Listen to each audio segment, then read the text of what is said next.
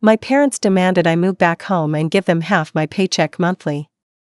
When I asked what for, they said, "We want to start a side business with your money."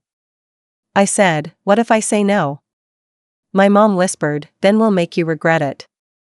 The next day, when my work laptop went missing, I, 31 male, live in Brookline, Massachusetts and work remotely for a tech consulting firm.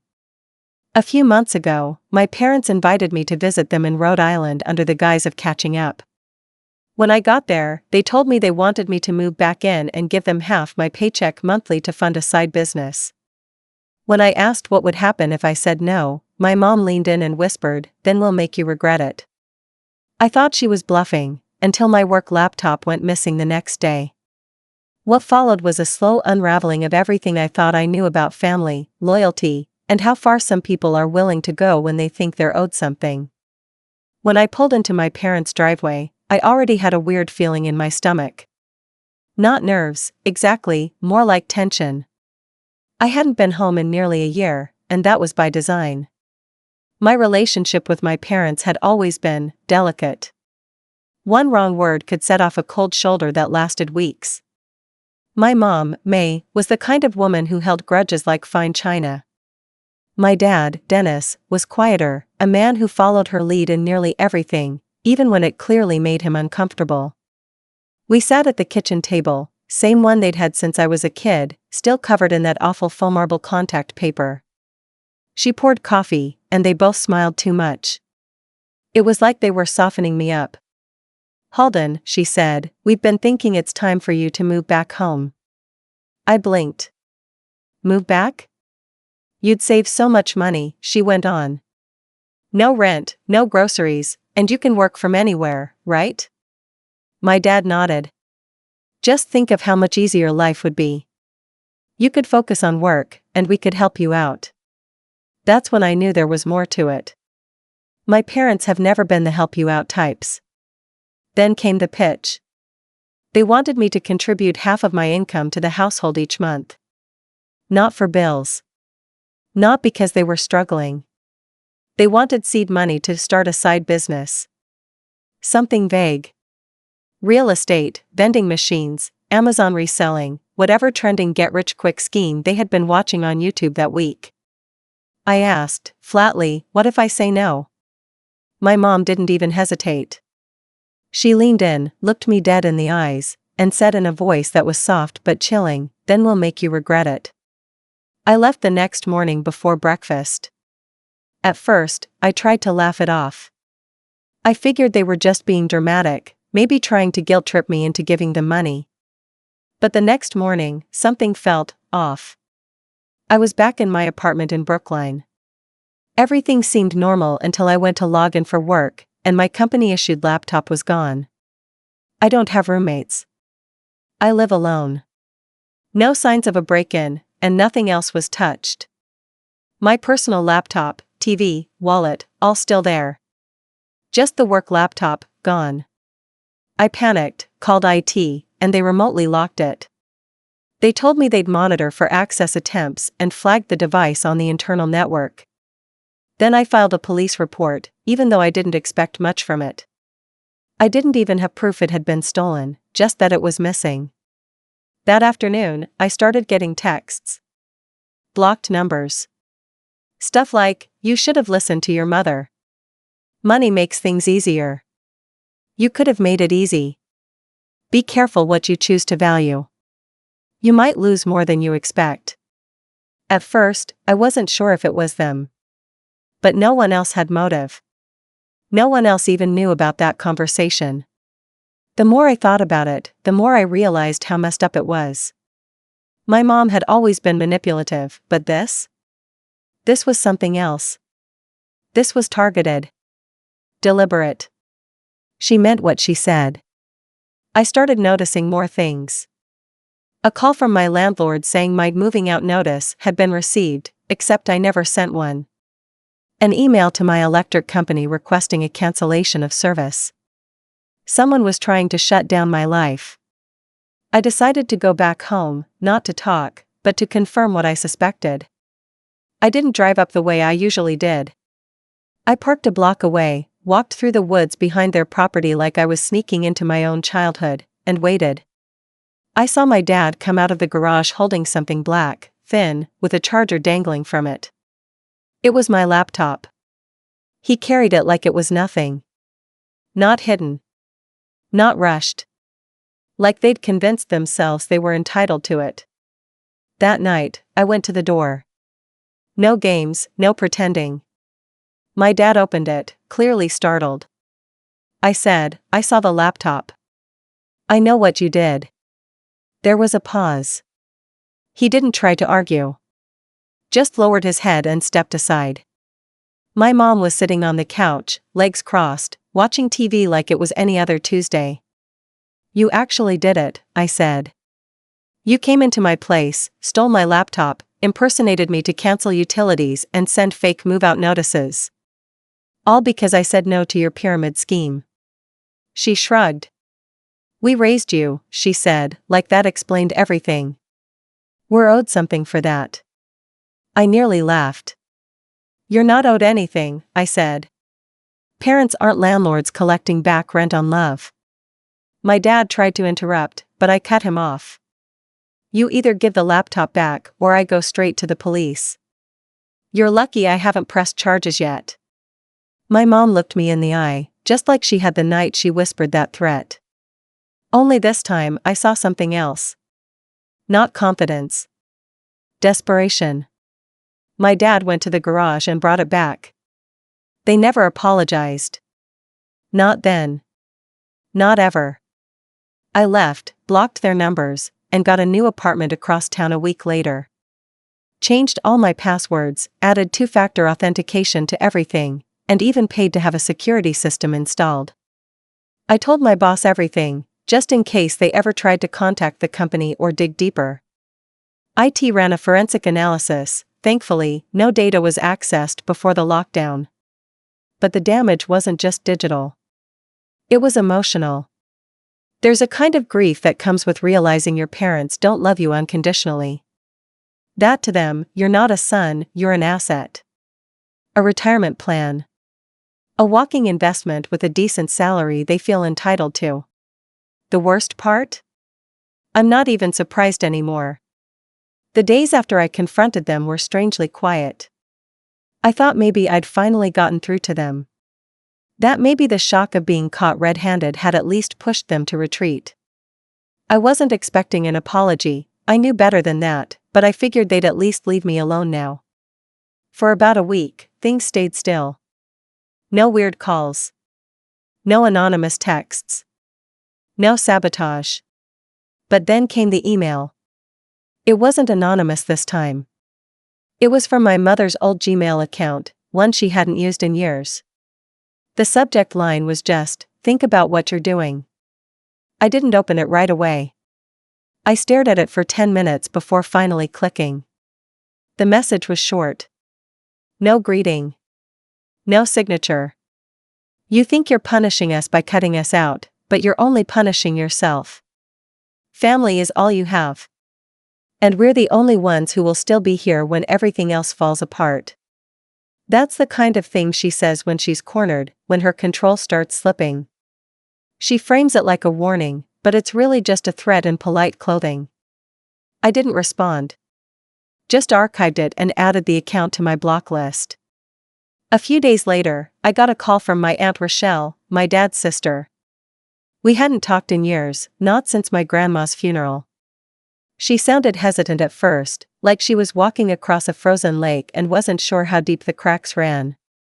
"I'm just calling to say, they're telling people some stuff, Halden." "What kind of stuff?" "That you're going through something. That you had a breakdown and you're lashing out. That you've been acting strange. That you made it all up." I felt something twist in my chest. The old familiarity of being smeared when I didn't fall in line. "And you believe that?" She paused. "No," she said, slowly. "But not everyone's going to see it that way." Turns out my parents had already started doing damage control. Spinning a narrative. They'd told some cousins that I'd gotten into crypto and become paranoid. That I thought everyone was after my money. That I'd accused them of stealing, even though they were just trying to help.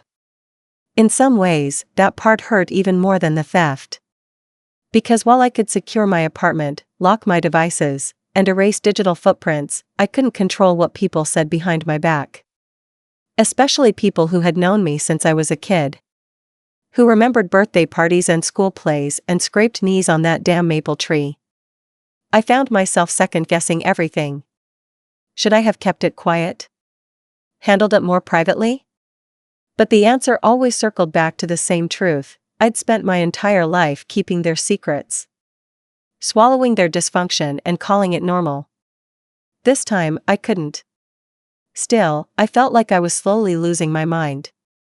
I started walking to clear my head. Late night walks around my neighborhood, earbuds in but no music playing, just the hum of city life and my own looping thoughts. That's when I noticed a car parked across the street from my new building one night. Same car. 3 nights in a row. Blue Chevy Malibu with one hubcap missing. I wasn't sure at first. Could have been nothing.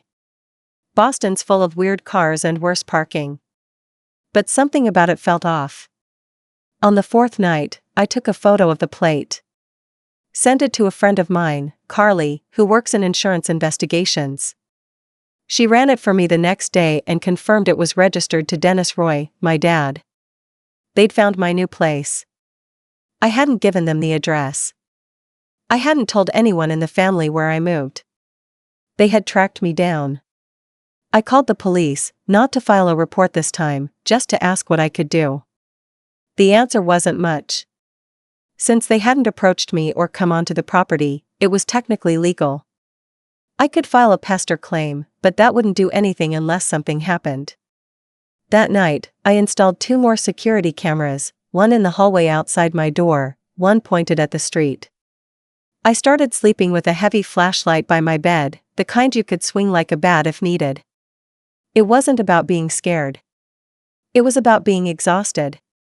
About being worn down by the constant presence of people who claimed to love me but treated me like a resource. A tool. A bank account with legs. I started writing things down. Every incident. Every time I saw the car. Every blocked email. Every weird phone call. I created a digital folder, evidence, with timestamps, screenshots, and logs. Because I knew this wasn't over. And if it ever came to court, I wasn't going to be caught unprepared. For a while, I tried to pretend things were normal. I went to work. Attended Zoom meetings with a carefully neutral face. I kept to my routines: coffee from the same corner shop each morning, walks around the reservoir on weekends, late nights doing meaningless scrolls through Reddit and news sites just to feel connected to something outside my own spiral. But underneath it all, there was this simmering anxiety. The kind that hums in the background like a fluorescent light you can't turn off. I was always waiting for the next thing. And sure enough, it came. One afternoon, I got a call from HR. I didn't think much of it, just assumed it was another routine check-in since my laptop had been reported stolen a few weeks earlier. But the tone was different. "Halden," they said, "we've received some messages, anonymously, claiming you're struggling mentally and may pose a risk to company data." I froze. "Messages from who?" I asked. "They didn't say," the woman replied gently. "We're not accusing you of anything, to be clear. But due to the nature of your role, we have to follow protocol." I knew then. I knew exactly who it was. My mother has always been strategic in her cruelty. She doesn't yell. She plants seeds. Tells half-truths that sound just plausible enough to work if you're already inclined to believe them. And here she was, trying to poison the well. If she couldn't get my money directly, she'd make me look unstable. Maybe cost me my job. Maybe wear me down until I had no choice but to come crawling back. I didn't cry. I didn't yell. I scheduled a follow-up with my manager, laid out the whole situation in careful, calm language. I gave them all the documentation. The police report. The screenshots. The security footage from my building showing the same blue Malibu parked across the street for 5 consecutive nights. To their credit, my company took me seriously. They flagged the anonymous emails, ran security scans, and reissued a clean work device. But the damage was done, not professionally, but psychologically. I started feeling like a man under siege. The kind of siege where the attackers are smiling the whole time. It started bleeding into everything. My sleep. My appetite. I'd find myself standing in the kitchen, staring into the fridge for full minutes without knowing why I'd opened it. I forgot where I put things. I started setting 3 alarms in the morning because I couldn't trust myself to wake up on time. Carly, my friend who had helped with the plate lookup, suggested I see someone. Not just a therapist, but a lawyer too. Someone who could tell me what my real options were if this escalated further. I met with an attorney the following week. Her name was Renee. Mid-40s, smart, calm, direct in a way that made me feel like maybe I wasn't crazy. She listened carefully, took notes, and finally leaned back in her chair. "This is emotional abuse," she said.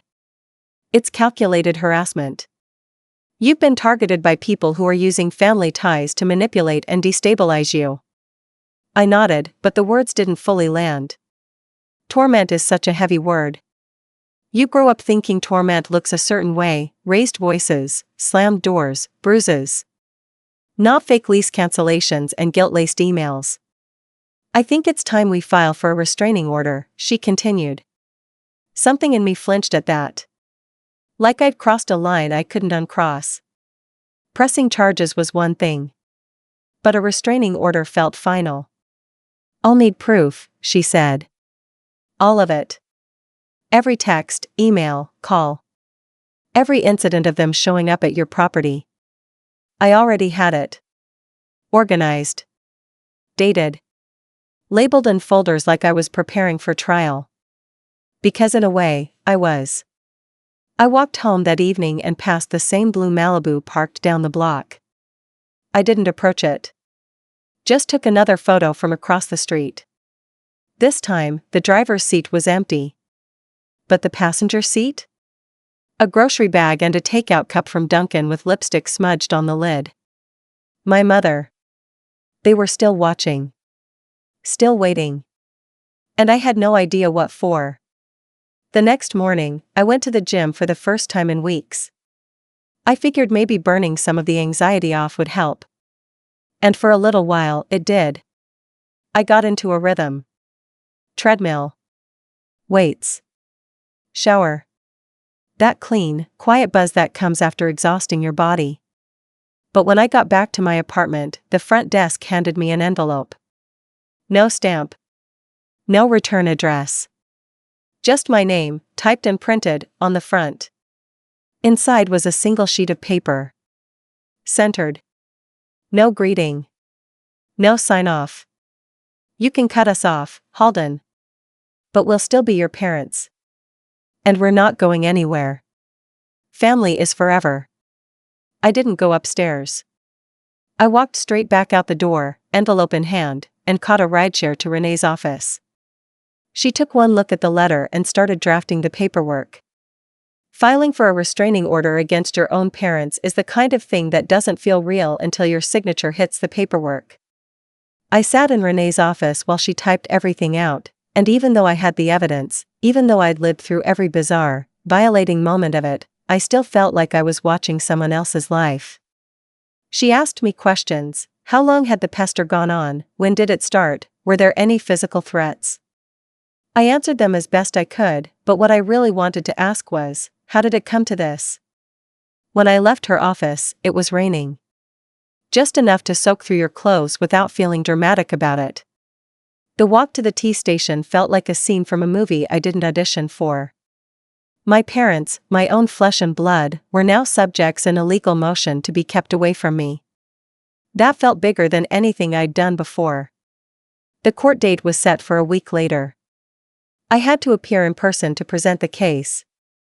Renee would be there, but I had to speak too.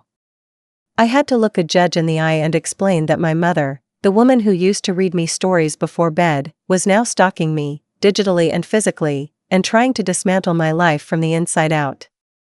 I didn't tell anyone else. Not coworkers. Not my extended family.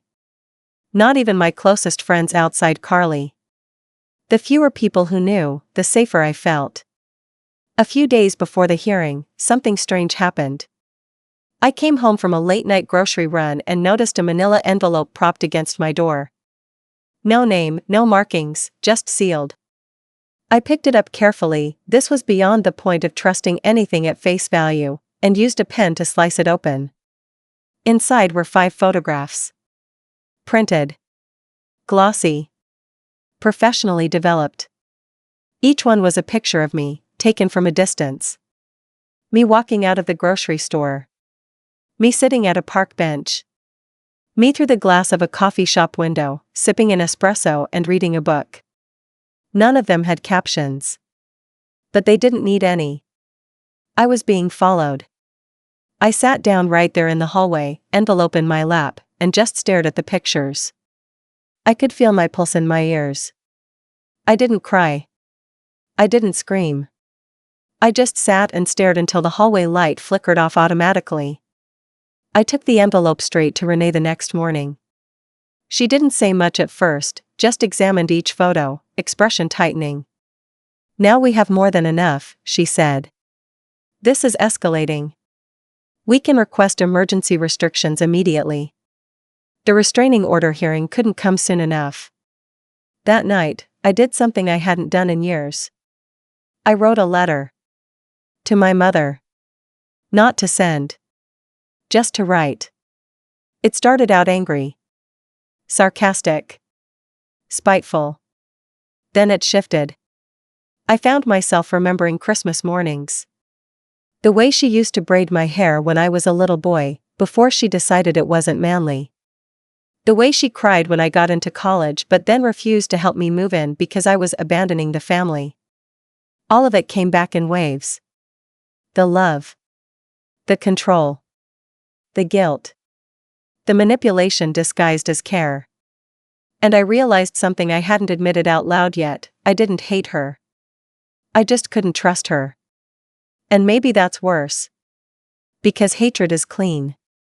It has edges. You can keep your distance from it. But mistrust? That's messy. It drags you in, makes you doubt yourself, makes you question if maybe you're the one doing too much, taking things too far, being too dramatic. But I wasn't. I wasn't the one showing up unannounced. I wasn't the one stealing. I wasn't the one following my son and taking pictures like some twisted surveillance project. I tore the letter up before I could finish it.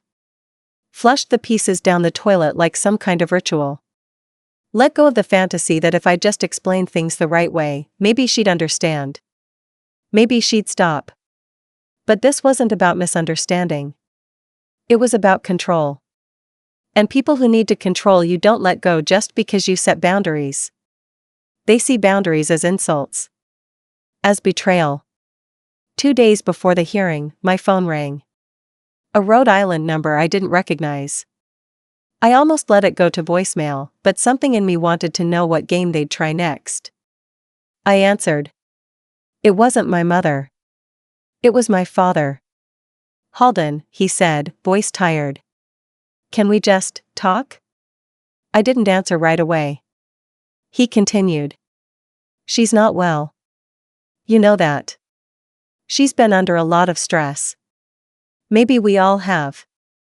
I know you're angry, but what?" I cut in. "You want me to just pretend none of this happened?"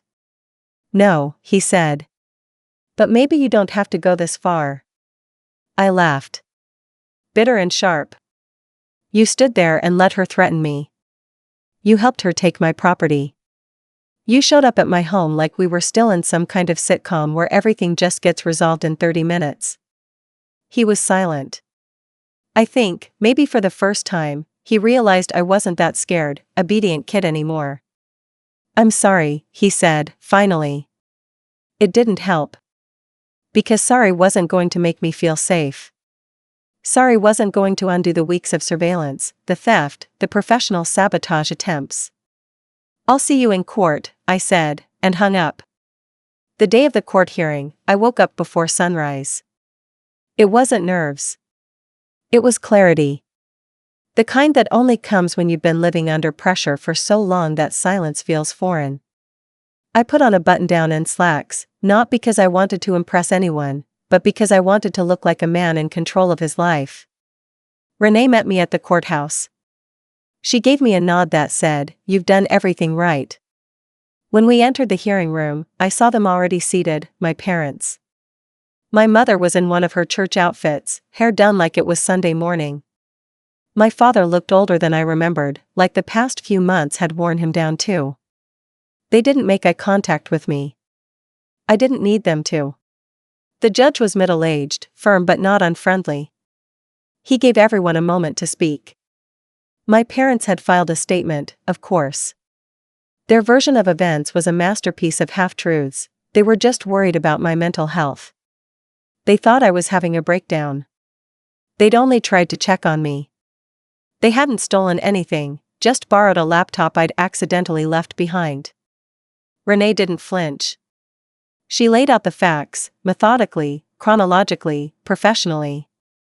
She included everything: the texts, the surveillance photos, the fake utility cancellation notices, the police reports, even the photos of me taken without my knowledge. When the judge asked if I had anything to add, I stood up. "I'm not here because I'm angry," I said. "I'm here because I no longer feel safe around them. And because I've learned, the hard way, that when people show you who they are, you have to believe them." My voice didn't shake. Not once. The judge granted the restraining order. It was temporary at first, 60 days, but renewable. They couldn't contact me, show up at my home or place of work, or use third parties to communicate. Violating it would result in criminal charges. They didn't say anything as I walked out. Not a glance. Not a word. But for the first time in months, I exhaled. That might have been enough for some people. But I wasn't done. The truth is, I wanted something more than silence. I wanted distance, yes, but I also wanted accountability. I wanted them to know that I wasn't just some paycheck with a pulse. That they couldn't manipulate me into submission and then rewrite the narrative like they always had. So I went a step further. Through Renee, I filed a small civil claim, not for the money, but for the principle. I was suing for the value of the stolen laptop, plus punitive damages for the pester campaign. It wasn't a huge amount, but it wasn't symbolic either. It was just enough to be inconvenient. And here's where the real twist came in. During discovery, Renee subpoenaed my parents' financials. Standard procedure to establish intent and capacity.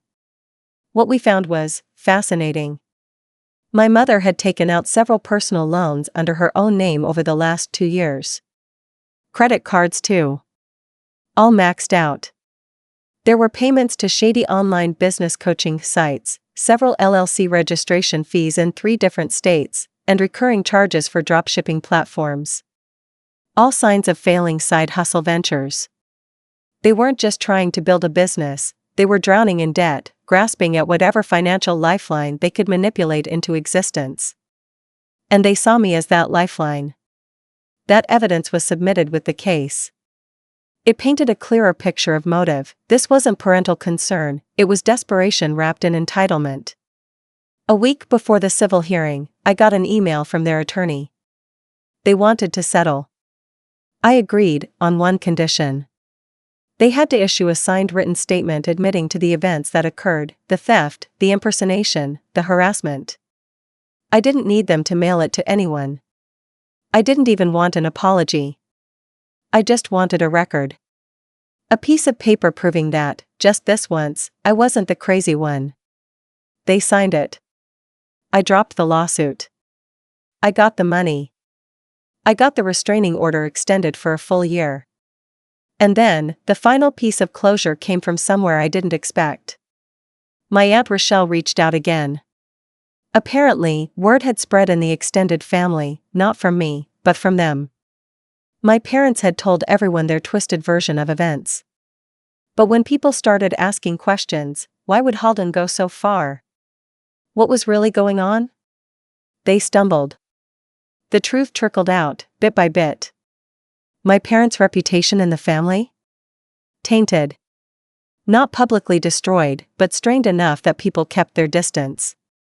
The same way they used to say I'd changed, now they were saying the same thing about May and Dennis. They stopped being invited to things. They didn't show up to my cousin's wedding. They weren't asked to babysit anyone's kids. People weren't cruel, they just stopped trusting them. Which, to me, was the sweetest revenge of all. Because sometimes revenge isn't about getting back at someone. It's about cutting the cord. It's about building a life so far removed from the dysfunction that the only version of you they can hold on to is a memory. Today, I'm still in Brookline. I'm still working the same job. I've started dating again, not seriously, but slowly. I talk to my friends more. I sleep without double-checking the locks. The blue Malibu hasn't shown up in nearly 6 months. The silence? It's beautiful. But even better? I finally have peace. And I didn't have to destroy them to get it. I just had to stop letting them destroy me.